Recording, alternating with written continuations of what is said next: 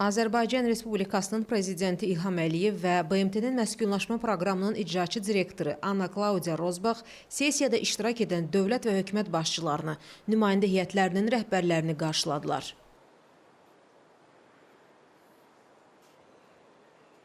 His Excellency Nga Kormin, President of the Assembly of the United Nations Settlement Program.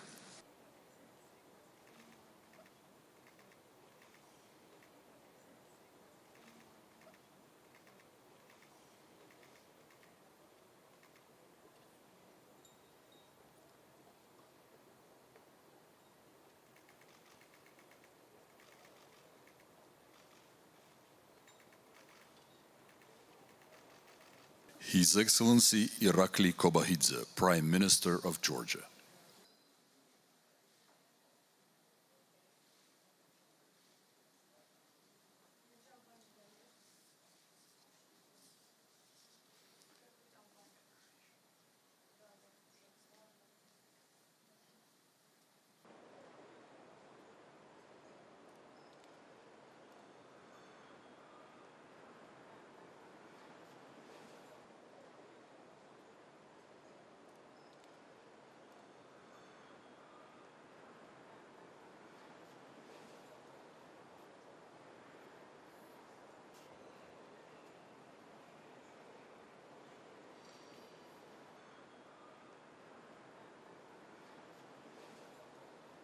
Her Excellency Albana Koçu, Deputy Prime Minister of the Republic of Albania.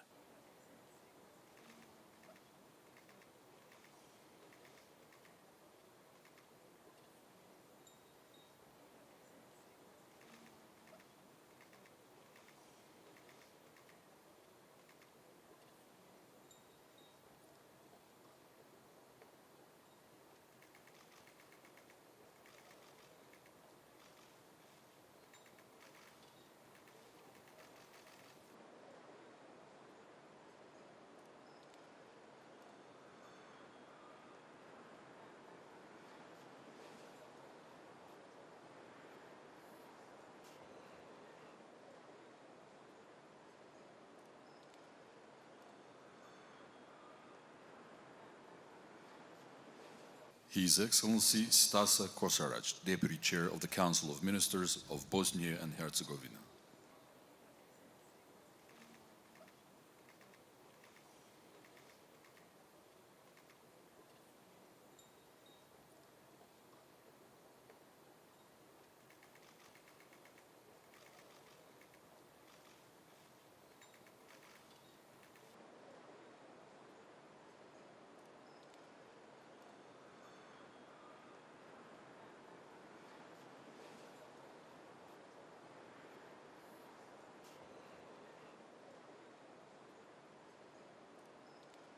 His Excellency Sai Samal, Deputy Prime Minister of the Kingdom of Cambodia.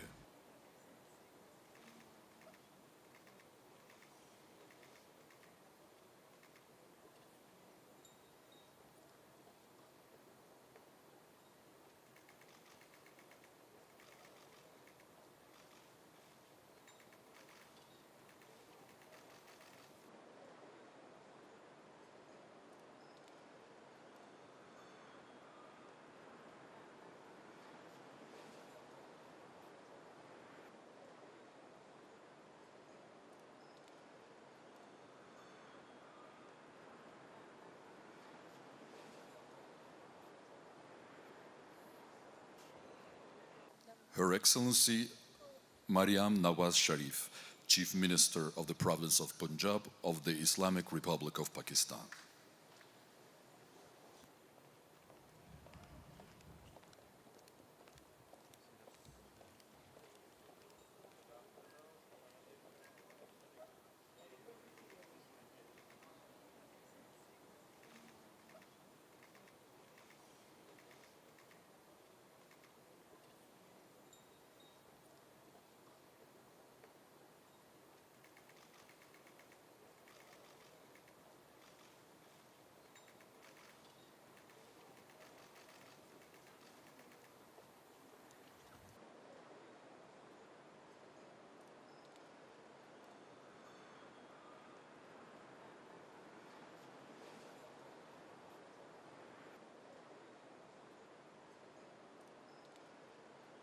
His Excellency Tomáš Taraba, Deputy Prime Minister of the Republic of Slovakia.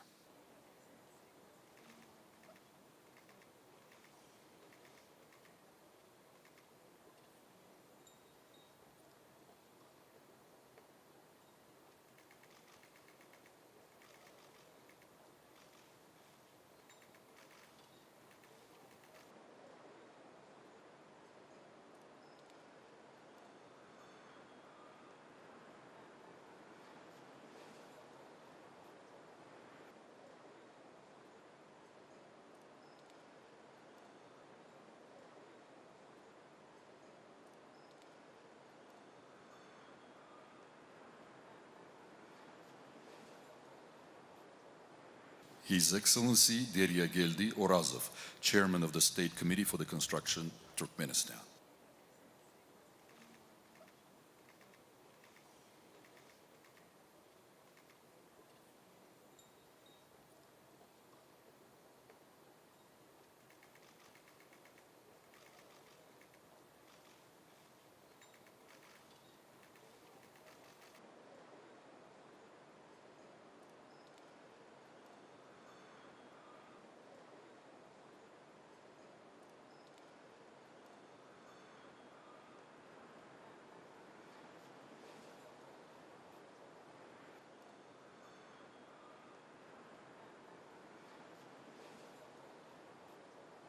His Excellency Oleksiy Kuleba, Deputy Prime Minister of Ukraine.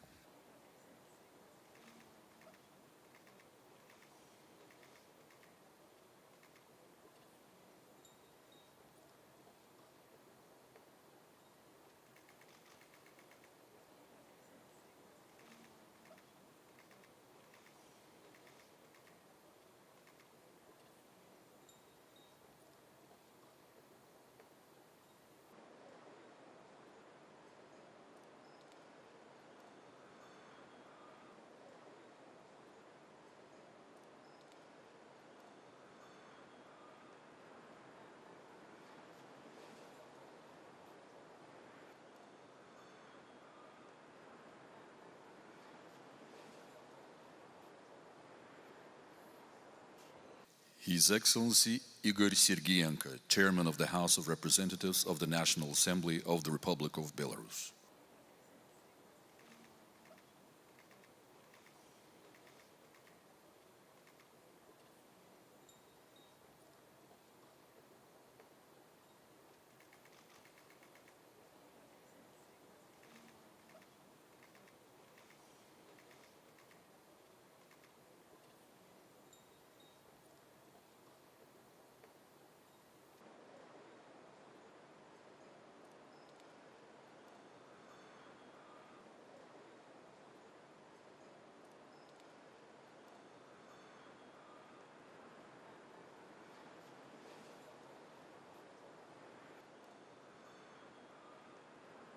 His Excellency Zhang Wuqing, Vice Premier of the State Council of the People's Republic of China.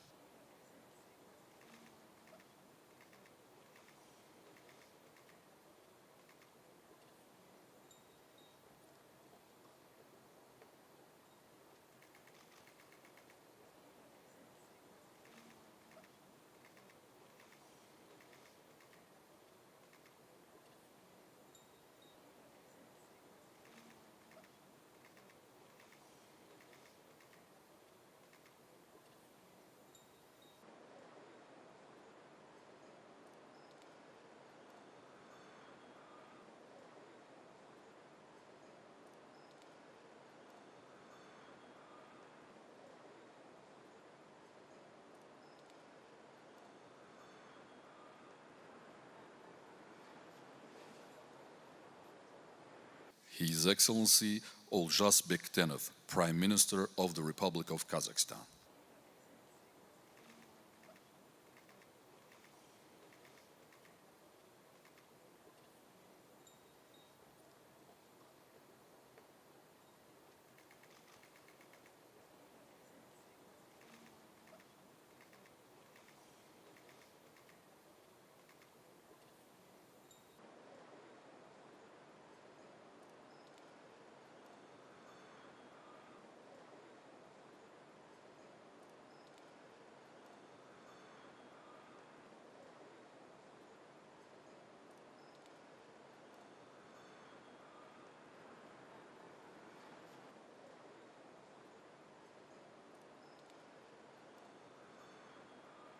His Majesty King Mswati III, King of Eswatini.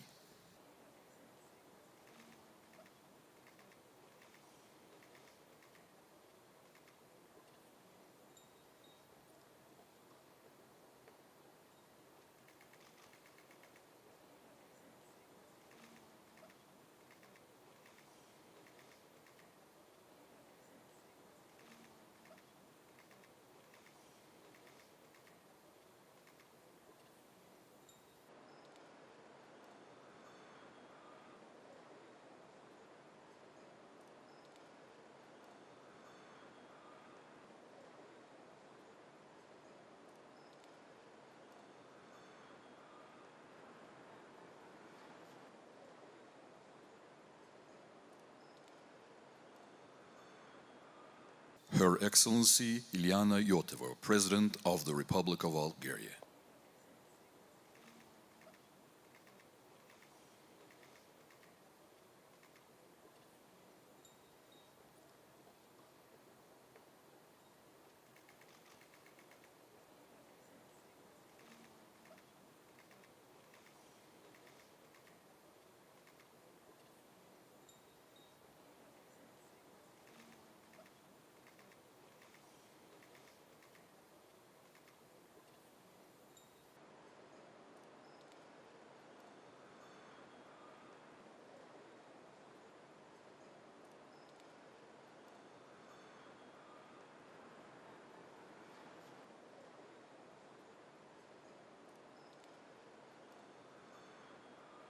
His Excellency William Samuel Ruto, President of the Republic of Kenya.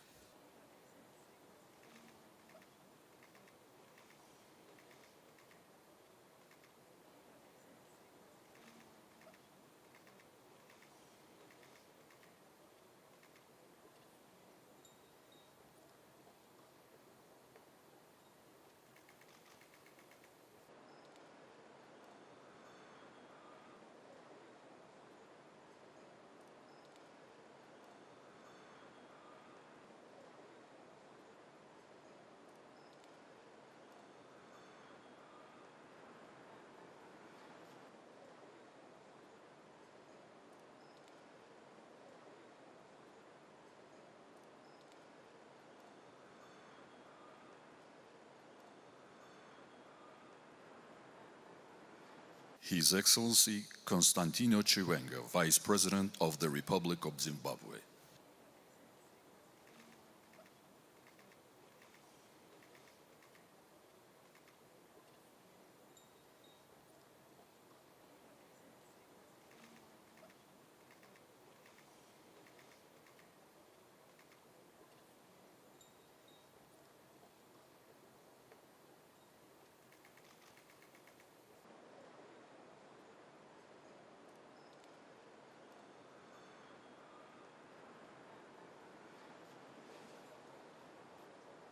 His Excellency Sadir Japarov, President of the Kyrgyz Republic.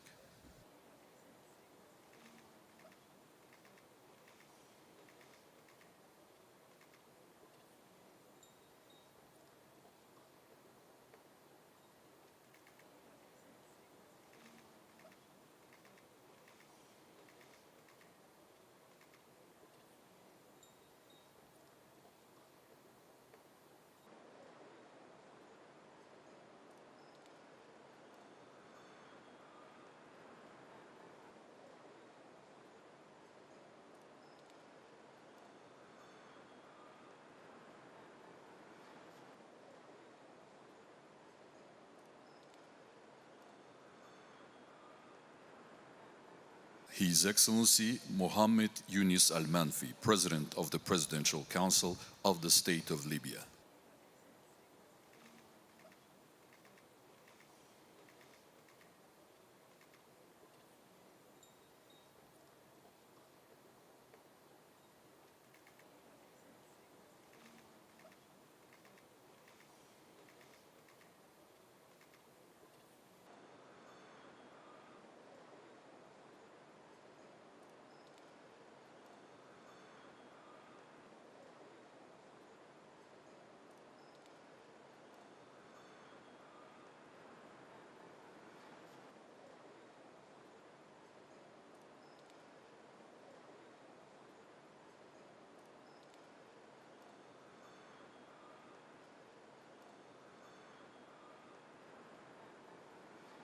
His Excellency Tarambir Kokhol, President of the Republic of Mauritius.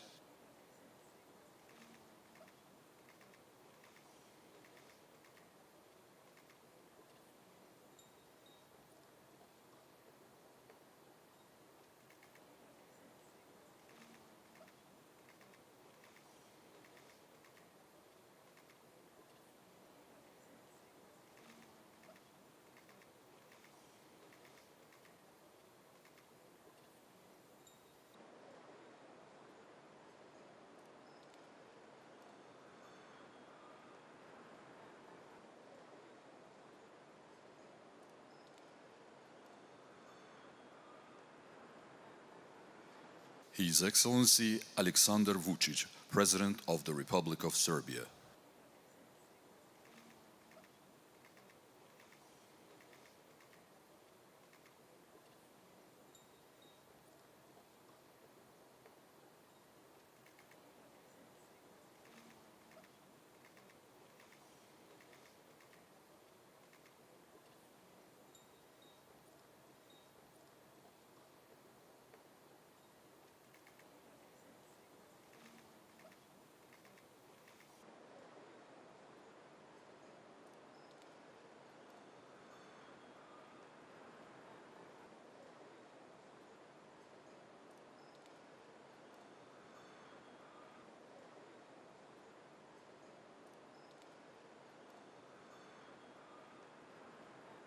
His Excellency Shavkat Mirziyoyev, President of the Republic of Uzbekistan.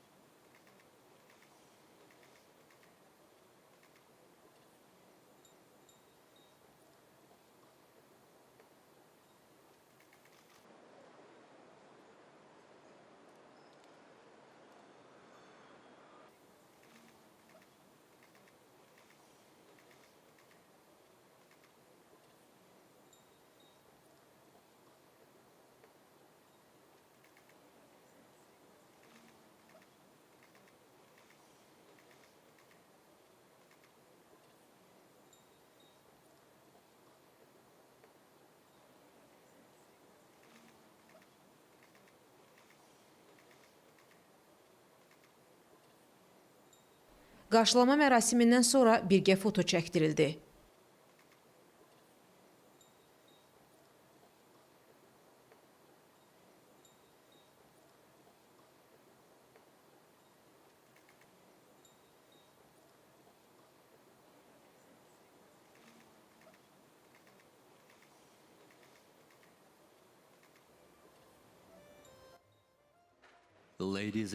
Xanımlar və cənablar, biz şərəf hissi ilə Azərbaycan Respublikasının prezidenti Zat Əlləri cənab İlham Əliyevin və digər dövlət və hökumət başçılarının gəlişini elan edirik.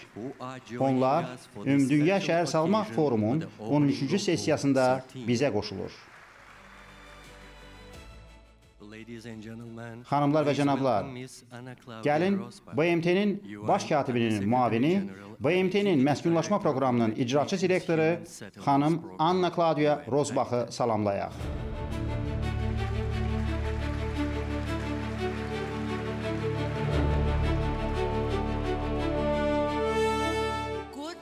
Bakıda günəşli sabahınız xeyir.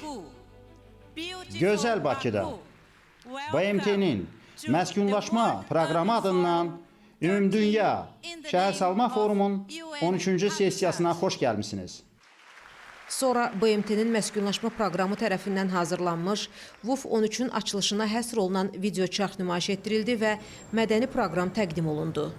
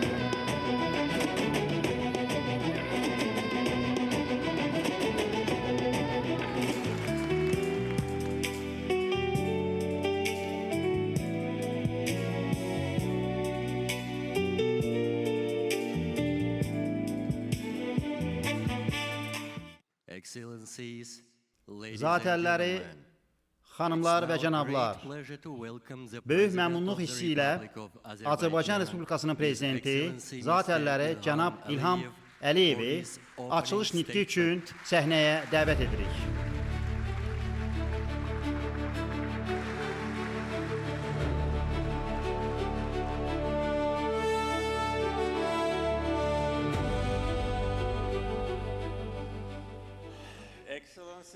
Zatəlləri, xanımlar və cənablar, əziz qonaqlar, əvvəlcə mən Ümumdünya Şəhərsalma Forumun bütün iştirakçılarını Bakıda salamlamaq və foruma uğurlar arzulamaq istərdim.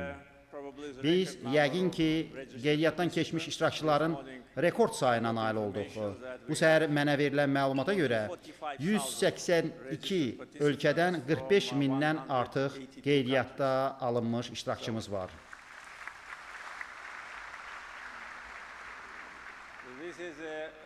Bununla belə, bu, il yarım əvvəl Azərbaycanda keçirilmiş COP29-dan sonra ikinci ən böyük beynəlxalq tədbirdir və ümid edirəm ki, Ümumdünya Şəhərsalma Forumun 13-cü sessiyasının nəticəsi COP29 qədər uğurlu olacaq. Düşünürəm ki, Bakıda bu günlər ərzində ilk dəfə ölkəmizə səfər edən qonaqların əksər hissəsi ölkəmizi və şəhərimizi daha yaxşı tanımaq, şəhərsalmanın inkişafı sahəsində Azərbaycanda görülən işləri öz gözləri ilə görmək imkanını qazanacaqlar.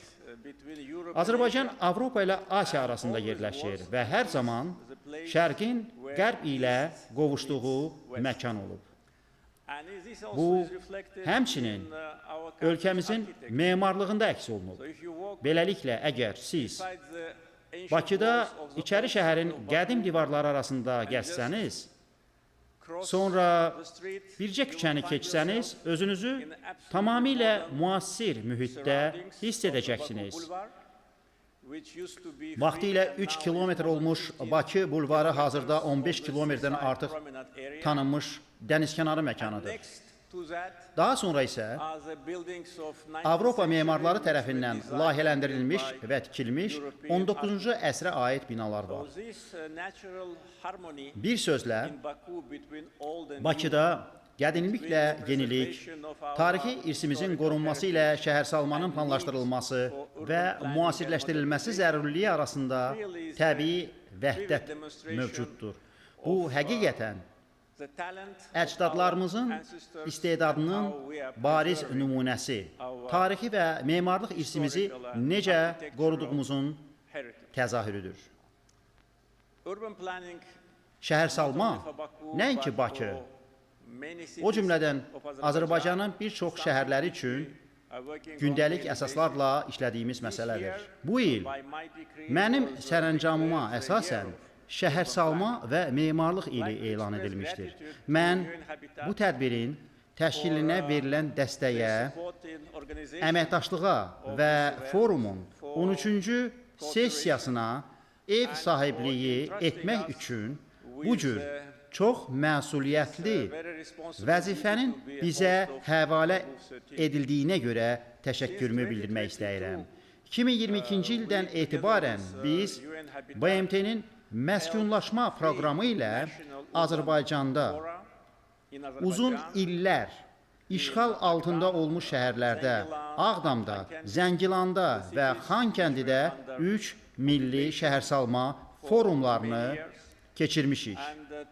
Bugün qlobal toplantını təşkil edərək biz şəhərsalmaya, onun inkişafına, insanların həyatını yaxşılaşdırmaq gündəliyinə və onların özlərini rahat hiss etmələri üçün əhalimizin bütün lazımi şəraitlərlə təmin olunmasına güclü sadiqliyimizi bir daha nümayiş etdiririk. Nəinki Bakı, o cümlədən Azərbaycanın bir çox qədim şəhərləri öz memarlığı ilə fərqlənə bilər. Mən onlardan bəzilərini qeyd edəcəyəm. Vaxtilə Şirvanşahlar dövlətinin paytaxtı olan və 14-cü əsrdə yazıb yaratmış dahi Azərbaycan şairi Nəsiminin doğulduğu yerdə, Şamaxıda 743-cü ildə tikilmiş dünyanın ən qədim məscidlərdən biri var. Bir vaxtlar Atabəylər dövlətinin paytaxtı olan dahi memar Əcəmi Naxçıvaninin vətəni Naxçıvanda onun tikdiyi 12-ci əsrə aid Möminə Xatun türbəsi var. Dünyanın ən qədim şəhərlərindən biri olan 12-ci əsrdə yaşayıb yaratmış digər dahi Azərbaycan şairi Nizami Gəncəvinin vətəni Gəncə bugün Bakı kimi inkişaf edir və tarixi simasını qoruyur. Qafqaz Albaniyası dövlətinin paytaxtı Qəbələdə və əsas şəhərlərdən biri olan Şəkidə çox saylı tarixi abidələr var. Şəki şəhərinin yaxınlığında yerləşən Kiş kəndindəki kilsə ola bilsin dünyadakı ən qədim kilsələrdən biridir.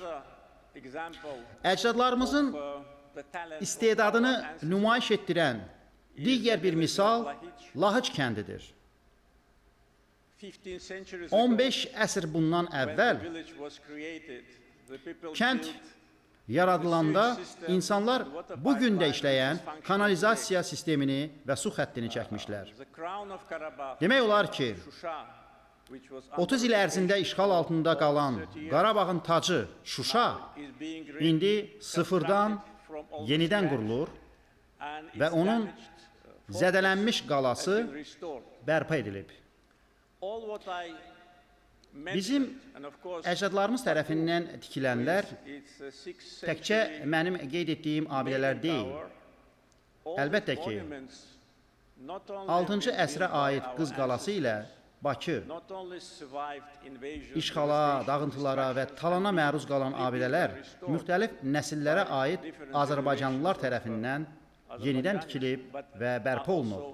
Eyni zamanda qorunaraq bugünə qədər saxlanılır. Qeyd etdiyim bütün bu abidələri hər kəs ziyarət edərək görə bilər, onların içərisinə daxil olaraq onlara toxuna bilər. Hesab edirəm ki, bu bizim tarixi irsimizə, mirasımıza münasibətimizin ən yaxşı göstəricisidir. Biz bununla fəxr edirik ki, biz təkcə musiqimizdə və şeirlərimizdə deyil, eyni zamanda memarlıqda öz əksini tapan qədim tariximizlə qürur duyuruq. Bizim vəzifəmiz bunları növbəti nəsillər üçün qoruyub saxlamaqdır və mən əminəm ki, növbəti nəsil də eyni cür edəcək. Bugün xüsusilə paytaxt şəhərlərdə şəhər inkişafına olan bu zərurəti tam anlayışla qəbul edərək cəsarətli və ehtiyatlı olmalıyıq. Mən bunu bəzən Bakıdakı Formula 1 yarışı ilə müqayisə edirəm. Yeri gəlmişkən, Bakı Grand Prix'si şəhər halqasında keçirilən çox az saylı yarışlardandır. Ən sürətli əsas yolda sürət saatda 300 kilometrdən çox olur.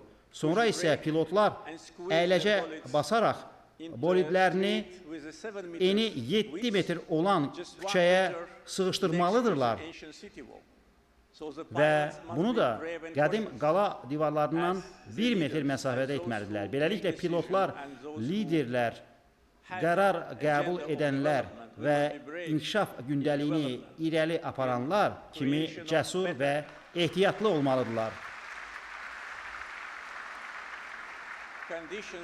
Biz inkişafda, insanlarımız üçün daha yaxşı şəraitin yaradılmasında, müasirləşmədə cəsur olmalıyıq. Lakin eyni zamanda tarixi irsimizin qorunmasına gəldikdə çox ehtiyatlı olmalıyıq. İndi hökumətimizin qarşısında duran əsas vəzifələrdən biri Qarabağın və Şərqi Zəngəzurun yenidən qurulmasıdır. Bu ərazi 30 il müddətində erməni işğalı altında idi və tamamilə dağıdılaraq məhv edilmişdir. Beynəlxalq müşahidəçilər və ziyarətçilər Ağdamı Hiroşima ilə müqayisə edirdilər. Onlar Ağdamı Qafqazın Hiroşiması adlandırırdılar. Çünki şəhər sadəcə mövcud deyildi. Şəhər tamamilə yerlə yeksan edilmişdir və o, Hiroşimadan fərqli olaraq atom bombasının atılması nəticəsində bir günə bu vəziyyətə düşməmişdir. Bu, 30 illik işğal ərzində edilmişdir və bu zaman binalar, tarixi binalar və ictimai binalar, evlər tamamilə sökülərək dağıdılmışdır. Beləliklə, hazırda böyük qayıdış proqramı həyata keçirilir. Şəhər və kəndlərin baş planları hazırlanır. Mən əlbəttə ki, çox rəqəm gətirə bilərəm, lakin yalnız ikisini qeyd edim. Artıq 5 il ərzində çəkdiyimiz tunellərin uzunluğu 70 kilometrdir. Digər 5-i də tikiləcək. 500 körpüdən 435-i inşa olunub. Bununla yanaşı, elektrik stansiyaları, su təchizatı kəmərləri, su anbarları, evlər, məktəblər, xəstəxanalar, 3 beynəlxalq hava limanı tikilib, dəmir yolları çəkilib, bütün bunlar cəmi 5 il ərzində inşa olunub.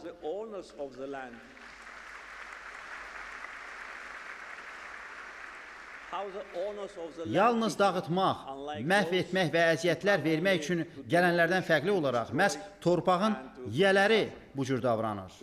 Bugün 85 mindən artıq azərbaycanlı keçmişdə işğal altında olmuş ərazilərdə yaşayır. Onlar işləyir, yaşayır, təhsil alır və onların məşğulluğu hökumətimizin ən mühüm hədəflərindən biridir. Bununla belə, onlar üçün mənzillər və fərdi evlər, məktəb və xəstəxanalar tikmək üçün əlbəttə biz minalardan təmizlənməni aparmalıyıq. Lakin eyni zamanda biz məşğulluq haqqında düşünməliyik. Həmin sahələrdə artıq salınmış və salınacaq çox saylı sənaye zonaları öz torpağında yaşamaq kimi fundamental hüququndan məhrum olmuş 100 minlərlə insanın sürətli qayıdışına bir mənalı dəstək olacaq. Bakı haqqında danışsaq, bir neçə əlavə məsələni də qeyd edim. Biz ətraf mühit sahəsində çox işləri görməli olduq. Bakı hələ 1846-cı ildə dünyada ilk dəfə nefti hasil etmiş şəhər olub və sonra 180 il ərzində demək olar ki, bütün illərdə ətraf mühitin qorunmasına 0 dərəcədə riayət edilib. Beləliklə, Bakı çox çirklənib və Bakının Qara şəhər, Bibi Heybət və Böyük Şor kimi bəzi hissələrini qeyd etsəm, ola bilsin, əcnəbilər üçün bu bir məna kəsb etmir. Lakin əgər vaxt tapıb həmin yerləri ziyarət etsəniz, bəzi video materiallara və ya şəkillərə baxsanız, onların 20 il öncə və indi necə göründüyünü başa düşərsiniz və Bakıda ətraf mühitə uyğun məkanın yaradılması üçün görülmüş işləri təsəvvür edərsiniz. Çox çirklənmiş Qara şəhər əvəzinə bugün şəhərsalmanın nümunəsi olan Ağ şəhəri görə bilərsiniz. Yeri gəlmişkən, o çirkləndiyinə görə Qara şəhər adlanılırdı. Bu, şəhər daxilində bir şəhər idi. Şəhərsalmanın digər təzahürü Sea Breeze istirahət məkanıdır və mən müsafirlərimizə, xüsusən də soyuq suda üzməyi sevənlərə ora getməyi çox tövsiyə edirəm. Onlardan bəzilərinin burada zalda əyləşdiyini görürəm və bu müasir şəhərsalmanın digər misalını gedib görmək olar. Son 20 il ərzində biz Bakıda 100 park və ictimai yer, bağlar yaratmışıq. Onların 19-u tam yenilənib. İctimai nəqliyyata, mikromobilliyə, metro və elektrik enerji ilə işləyən müasir avtobuslara, sürətli çıxışı olan və ətraf mühitə uyğun şəhərlər, paytaxt və nəinki paytaxt üçün bütöv konsepsiyanın tərkib hissələri kimi icra olunur. Söylədiyim kimi, Azərbaycanın bir çox yerlərində şəhərsalma çox sürətli inkişaf edir. Bir mənalı olaraq bu cür mühüm toplantı və BMT-dən olan dostlarımızın, səfərə gələn çox saylı qonaqların ekspert bacarıqları bizə daha çox öyrənmək, bir-birimizdən əldə etmək, müsbət təcrübə ilə tanış olmaq və həmçinin səhvlərimiz haqqında danışmaqda yardımcı olacaq. Şəhərsalma prosesində çox səhvlər olub və düşünürəm ki, həmin dövr artıq keçmişdə qaldı.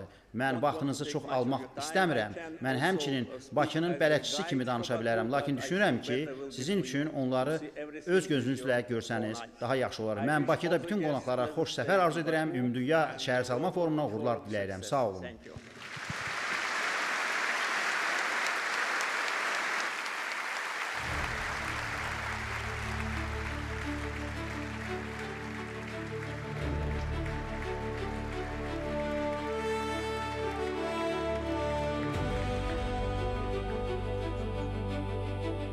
BMT-nin baş katibi Antonio Guterres və BMT Baş Assambleyasının prezidenti Annalena Baerbock'un açılış mərasiminə ünvanladıqları video müraciətləri nümayiş etdirildi. BMT-nin baş katibi müraciətində Ümumdünya Şəhərsalma Forumunun məqsədləri reallığa çevirmək üçün bir təkan olacağını vurğuladı. Bu tədbir həmçinin mənzil böhranı ilə bağlı fəaliyyətləri gücləndirmək üçün də imkan yaradır. Bu sözləri isə BMT Baş Assambleyasının prezidenti dedi. Sonra BMT-nin Məskunlaşma Proqramı Assambleyasının prezidenti Inga Korming çıxış etdi. Zat əlləri Prezident İlham Əliyev, Azərbaycan Respublikasının prezidenti, zat əlləri, hörmətli dövlət və hökumət başçıları, hörmətli xanım icraçı direktor, hörmətli nazirlər, merlər və hörmətli delegatlar, xanımlar və cənablar. Mən böyük şərəf hissi ilə tarixi Bakı şəhərində sizin qarşınızda dayanıram.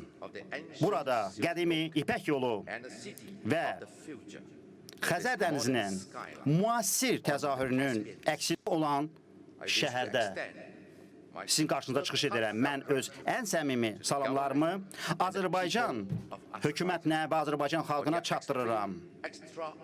Bizə göstərilmiş səmimi qonaqpərvərliyə və tədbiri keçirdiyinizə görə təşəkkürümü bildirirəm. Mən həmçinin burada BMT-nin baş katibi cənab Antonio Guterres və Baş Məclisin sədri xanım Annalena Baerbock'un bizə verdikləri mesajı etiraf edirəm.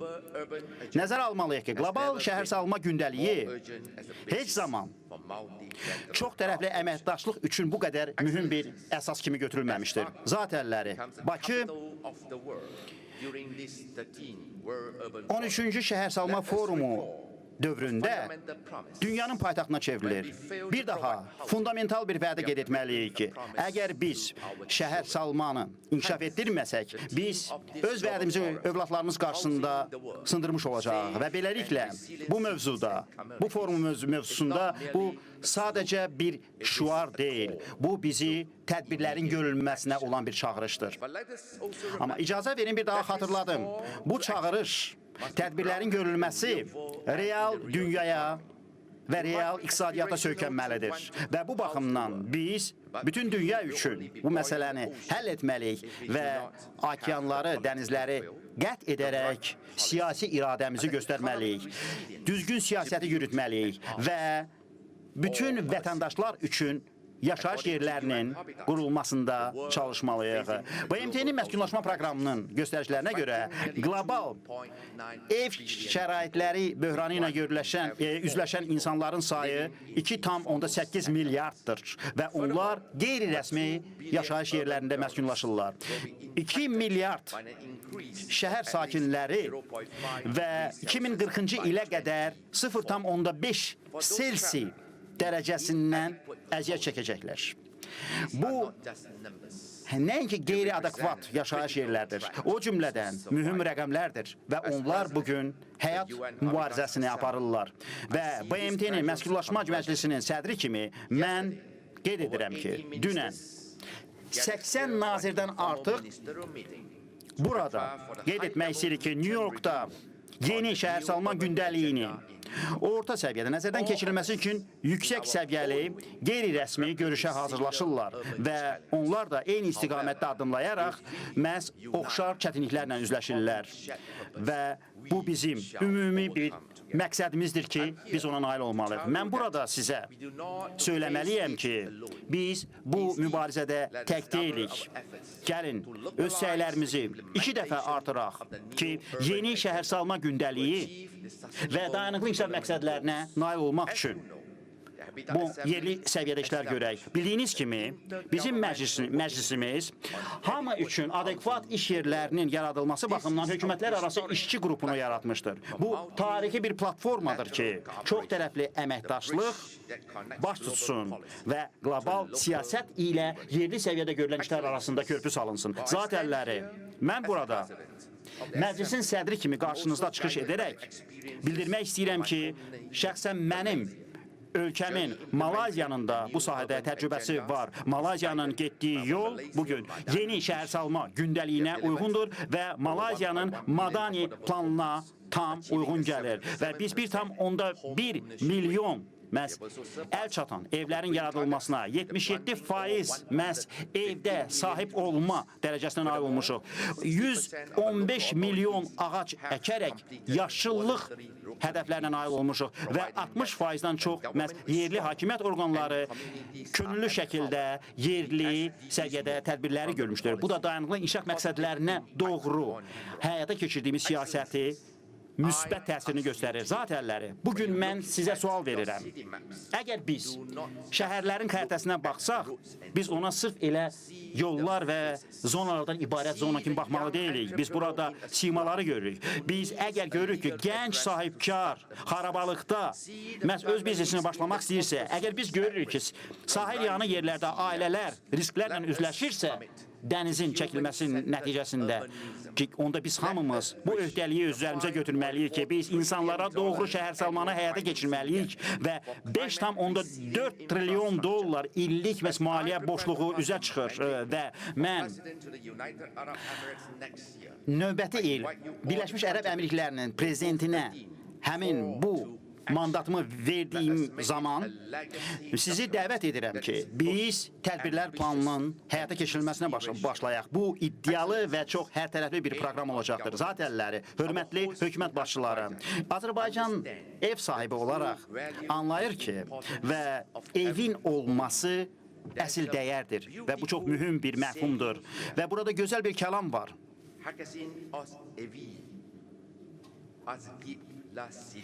Hər kəsin öz evi öz qibləsidir.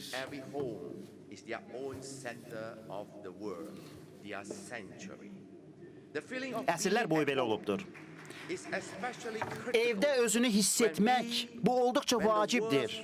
Bir halda ki, dünya qeyri-sabit vəziyyətlə üzləşir və görürük ki, təsisatlar öz səlahiyyətlərini yerinə yetirə bilmir. Texnologiyalar bizim cəmiyyətimizi dəyişir və bu anlarda yadda saxlayın ki, gələcək onu proqnozlaşdıranlara yox, onu quranlara, onu inşa edənlərə məxsusdur və bizim vəzifəmiz, bizim hamımız üçün gələcək şəhərsalmanın memarlarına kömək etmək vacibdir və bir daha Azərbaycanın gözəl bir kəlamı var və bu bizim işimizə aiddir.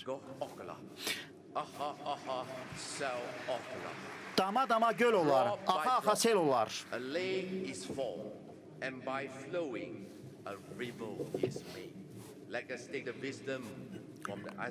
Bir daha gəlin Azərbaycanın bu müdrik kəlamını özümüz üçün təlimat kimi götürək. Bir halda ki, hər hansı bir siyasət müzakirə oluna bilər, hər hansı bir tərəfdaşlıq formalaşa bilər və hər hansı bir öhdəlik Bakıda formalaşa bilər. Bu ümid çırağıdır. Gəlin birgə olaraq bir tədbirləri formalaşdıraq və o bizi gələcəyə doğru aparacaq və heç kəs və heç bir yer diqqətdən kənarda qalmayacaq. Mən sizin hamınıza çox məhsuldar və transformativ forum arzu edirəm. Çox sağ olun. Daha sonra BMT-nin məskunlaşma proqramının icraçı direktoru Ana Klaudia Rozbach çıxış etdi. His Excellency Dr. İlham Aliyev, Zat əlləri President of the Republic of Azərbaycan Respublikasının prezidenti cənab His İlham Excellency Əliyev, Mr. Ga Korming, Zat əlləri President of the United Nations Habitat Assembly, BMT-nin məskunlaşmanın Məclisinin sədri cənab Ga Korming, zat əlləri, hörmətli nazirlər, üz dövlətlərin və yerli hakimiyyət orqanlarının hörmətli nümayəndələri, hörmətli həmkarlar və qonaqlar, bütün protokol qaydalarına riayət edirəm. Mən ilk öncə öz səmimi qəlbdən öz fikrimi izhar edirəm ki, Bakıda çox gözəl bir hava şəraiti yaranır ki, və biz bundan çox məmnunuq. Zat əlləri, biz gələcəyin nə gətirəcəyini bilməyə bilərik. Lakin insanların bugün qarşılaşdığı reallıqları yaxşı bilirik. İqlim böhranı, məcburi köçkünlük, münaqişələr və dağıntılar. Bu çətinliklər fonunda 1 milyondan çox insan hələ də qeyri-sabit şəraitdə yaşayır. Suya, kanalizasiyaya, elektrik enerjiyə, layiqli işə və təhsilə etibarlı çıxışı olmadan, xəstəliklərin yayıldığı və ən çox uşaqların əziyyət çəkdiyi sağlamlıq baxımından əlverişsiz mühitdədirlər.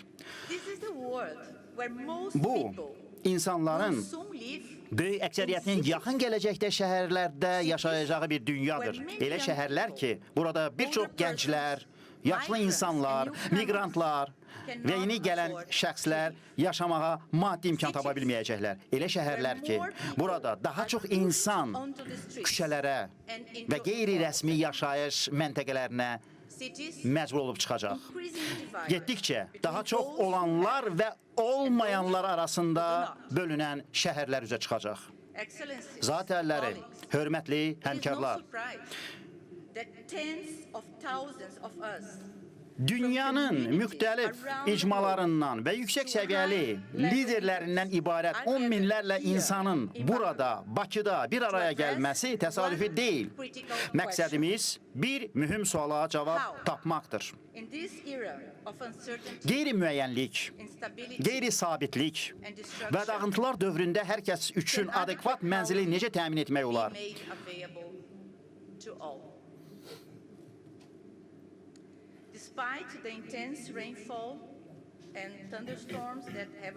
Son günlər Azərbaycanın bəzi bölgələrinə təsir edən güclü yağış və tufanlara baxmayaraq, zat əlləri də bunu da xatırlatdı, biz burada, Bakıda dözümlülük, biz bunu şəhərə aid edirik, qətiyyət və ortaq məqsəd hissi ilə bir araya gəlmişik. Bu reallıqdır.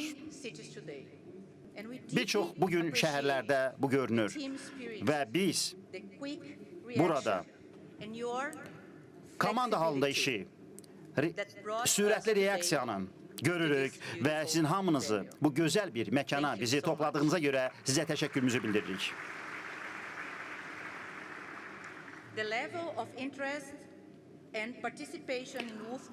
Maraq səviyyəsi və iştirak burada müstəsnadır. Bu xarakterli heç bir forum indiyədək bu qədər geniş və müxtəlif qlobal auditoriyanı bir araya gətirməmişdir. Bu isə mənzil və dayanıqlı şəhər inkişafının ortaq gələcəyimizin mərkəzində dayandığının let us remind daha da yaxşı şəkildə bizə ourselves göstərir that və collectively beləliklə gəlin we are özümüzə not xatırladaq ki, starting biz from birlikdə scratch. bu yolda Across all sıfırdan regions, başlamırıq. Bütün housing is regionlarda becoming a central policy mənzil priority, məsələsi, linked to economic iqtisadi growth, artım, social inclusion sosial and inklüzivlik climate və resilience. iqlim dayanıqlığı ilə Across Africa, əlaqəli əsas governments are advancing siyasət prioritetinə çevrilir. affordable Afrika housing, boyunca informal hökumətlər settlements əl çatan upgrading, mənzil layihələrini, infrastructure qeyri-rəsmi investment. yaşayış In Asia məntəqələrinin and the yenilənməsini və Pacific, infrastruktur several countries are investisiyalarını pursuing inkişaf urban etdirirlər. renewal, Asiya və promoting Sakit large-scale Okean housing regionunda bir sıra expansion. ölkələr Latin America and the Caribbean, şəhərin yenilənməsi, social əl çatanlıq və housing, geniş transit miqyaslı housing, mənzil tikintisi proqramlarını həyata keçirirlər. Latin Amerikasında sosial proqramlar var. Yaxın Şərqdə mənzil siyasəti getdikcə daha çox iqtisadi şaxələndirilmə və demografik dəyişikliklərə əlaqələndirilir. Avropa və Şimali Amerikada isə hökumətlər artan şəhər təzyiqlərinə cavab olaraq əl çatan mənzil siyasətini həyata keçirirlər. Dostlar, dünya diqqətini mənzil məsələsinə yönəltdiyi bir vaxtda artıq paylaşdığımız ortaq prinsipləri və baxışları da özümüzə xatırladırıq. Biz qəbul edirik ki, mənzil böhranı həm də bərabərlik, dayanıqlılıq və insan hüquqları böhranıdır və şəhərlərimizin gələcəyi istisna üzərində deyil, inklüzivlik üzərində qurulacaqdır. Mənzil sistemləri uğursuz olduqda şəhərlər inkişaf edə bilməz. Biz bilirik ki, insanlar evlərini itirdikdə onlar sadəcə divarları və damı deyil, təhlükəsizliyini, dolanışıq imkanlarını və aidiyyatlı hisslərini də itirirlər. Mənzil hüququnun iqlim dəyişikliyi səbəbindən getdikcə daha çox təhdid altında olduğunu qəbul edərək biz həmçinin ortaq bir fikri paylaşırıq. İqlim fəaliyyəti və mənzil siyasəti artıq ayrı-ayrı müzakirələrə mövzusu ola bilməz. Bərpa mənzildən başlayır. Dayanıqlıq və elə evin özündən başlayır. Bugün tikdiyimiz evlər sabahın iqlim reallıqlarına davam gətirməlidir. Buna görə də biz inanırıq ki, mənzil siyasətin kənarında deyil, qlobal fəaliyyətin mərkəzində yer almalıdır. Mənzilin iqtisadi və maliyyə aspektlərini araşdırarkən biz birlikdə qəbul edirik ki, mənzil yalnız sosial zərurət deyil, həm də güclü iqtisadi mühərrikdir. Mənzilin sosial və iqtisadi potensialını reallaşdırmaq üçün spekulyasiyanı deyil, evləri maliyyələşdirən maliyyə sistemlərinə ehtiyac vardır. Yeni şəhər salma gündəliyinin aralıq icmalı həm bugünkü şəhər problemlərinin aktuallığını, həm də Kitada verilmiş öhdəliklərin davamlı əhəmiyyətini təsdiqləməlidir. VUP 13 praktiki fəaliyyət, tərəfdaşlıq və investisiyalar vasitəsilə icranı sürətləndirmək üçün bir fürsətdir. Artıq diqqəti həll yollarına yönəltməyin vaxtıdır. Hamı üçün adekvat mənzilə nail olmağın yolları hansılardır? Biz harada səhv etmişik və irəliləyişi əldə etmək üçün nəyin fərqini nəzərə almalıyıq? BMT-nin məskunlaşma proqramı qlobal mənzil böhranının həllinə malikdirmi? Qeyri-adekvat mənzil şəhərində yaşayan təxminən 3 milyar insan üçün bütün cavablarımız varmı? Gecə kondularda və qeyri-rəsmi yaşayış məntəqələrində yaşayan 1 milyarddan çox insan üçün nə edə bilərik? Yaxud evsiz vəziyyətdə olan təxminən 300 milyon insan üçün nə edə bilərik? Mən bunu iddia etməyəcəm, lakin bunu əlavə etməyə icazə verin. Və burada məhz kollektiv səylər bunu göstərir. Biz əlbəttə ki, burada bir araya gəlməyimizin vaxtını, xərcini və əlavə etməyə cəsarət edirəmsə, iqlimə təsirini əsla yüngül qiymətləndirməməliyik. Biz bir-birimizi dinləmək, təcrübə ilə bölüşmək və addımlar atmalıyıq. Bakı bu ilin İyul ayında keçiriləcək Baş Assambleyanın yüksək səviyyəli toplantısına aydın bir mesaj göndərmişdir. Biz mənzil böhranını sadəcə tanıqlardan çıxaraq dayanıqlı inkişaf məqsədlərinə konkret siyasətlər və investisiyalar yatırmalıyıq. Ümid edirəm ki, biz Bakıdan bu inamla ayrılacağıq. Bugünkü qlobal çağırışlara baxmayaraq, adekvat mənzil hər kəs üçün istisnasız olaraq əl çatan ola bilər. Sonda Dünya Şəhər Forumunun 13-cü sessiyasına ev sahiblikliyinə görə Azərbaycan hökumətinə təşəkkürümü bildirmək istəyirəm. İndi isə mən məmnunluqla sessiyanı rəsmi olaraq açıq elan edirəm. Sağ olun. Sonda Azərbaycan tərəfindən VUF 13-ün açılışına həsr olunan videoçaq təqdim edildi.